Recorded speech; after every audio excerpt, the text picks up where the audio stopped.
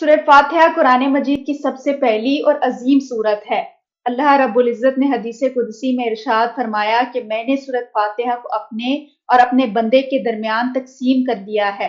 आधी मेरे लिए है और आधी मेरे बंदे के लिए है, और मेरे बंदे के लिए वो है जो वो मुझसे मांगेगा। सुबहान अल्लाह। हुजूर नबी करीम सल्लल्लाहु अलैहि वसल्लम ने सूरह फातिहा को उम्मुल कुरान कहा है, यानी कुरान की जड़ है। जरा सोचिए किस कदर अजमतों वाली और किस कदर शानों वाली सूरत है ये सूरत हमारे लिए रूहानी इलाज है, हर बीमारी से शिफा है। कोई भी बीमारी या बेचैनी महसूस करते हैं तो हुसूल शिफा के लिए सूरह फातिहा को पढ़कर दम कर लीजिए। बिल यकीन अल्लाह के करम और उसकी रहमत से शिफा जरूर होगी, बशर्त ये कि यकीन कामिल होना चाहिए।